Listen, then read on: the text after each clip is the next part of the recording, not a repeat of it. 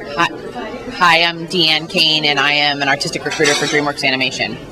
Dreamworks Animation is a publicly traded company. We are in the business of CG animation. We have two U.S. locations in Los Angeles, near Los Angeles in Glendale, California, and outside of San Francisco in Redwood City. The Redwood City office has been traditionally also referred to as PDI Dreamworks, which was the part of our company that did the first CG feature, which was Ants, over 10 years ago. And since that time, both facilities now do purely 3D CG animation. The corporate hub of the company is in Glendale, so it's a bigger facility in general. There's probably roughly four different productions in varying stages of finish happening at any time in Glendale. There's about a movie and a half usually happening in Northern California. I think that we're looking for different kinds of individuals. I mean, we're very fortunate to have so many different projects going on all the time, and that we need people. We have some movies that allow for junior members that have some time to ramp up and train, and sometimes when you're just finishing a project, you really need a really experienced person to help.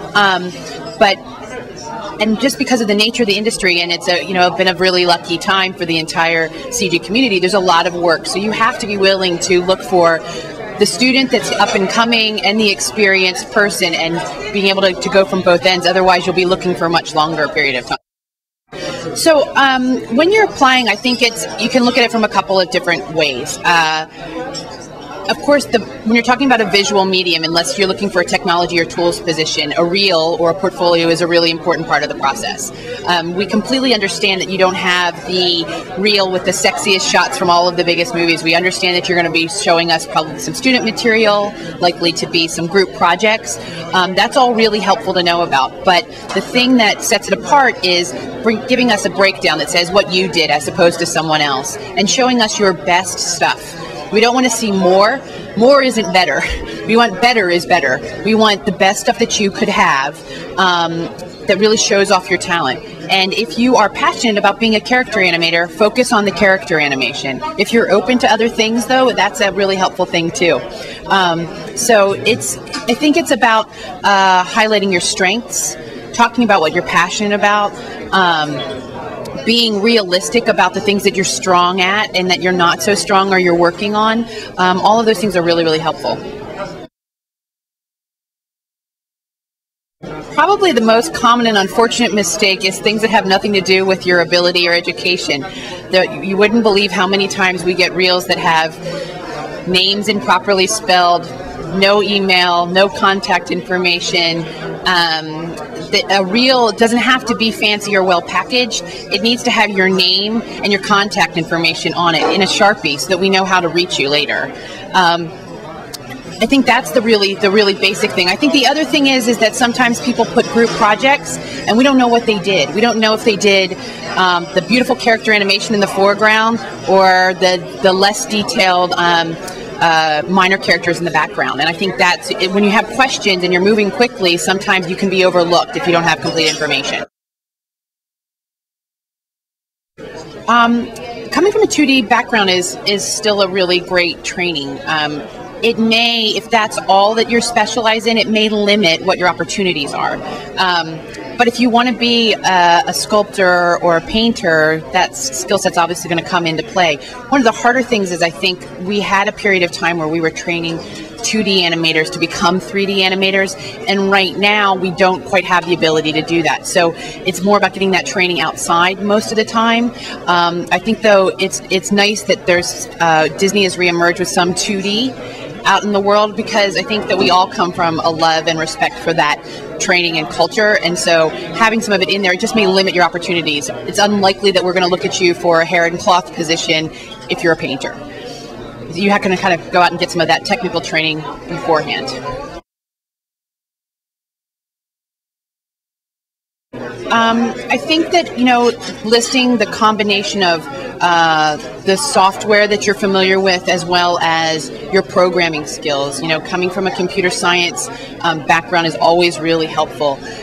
Depending on the facility that you're applying to, it may be great to have only used a few software packages with a lot of depth. But again, it'll depend on that facility, using that consistently. I think having some versatility, having some scripting skills always makes you much more valuable. And the eagerness to learn or the openness to the idea, I think, is also really helpful.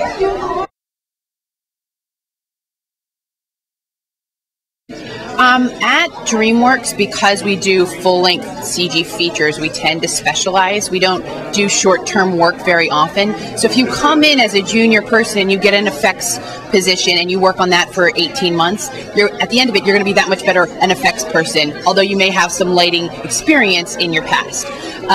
So that tends to be on our side of it. We tend to look for more specialized, but we're open to, depending on how many positions we need to fill, we're open to people with varied backgrounds.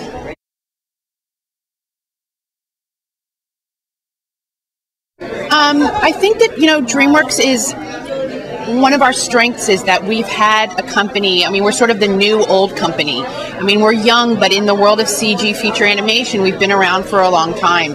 And I think that we're really fortunate because looking around at the company, there are many people who have been there since Prince of Egypt, since Ants. And so having that richness of knowing how the company grew and changed and the mistakes that were made is a great thing. And recently we've also incorporated a lot of people from live action, from commercials, from games. So we've kind of found a way to fold everybody in there. And I think there's a real culture of an eagerness to learn and share information.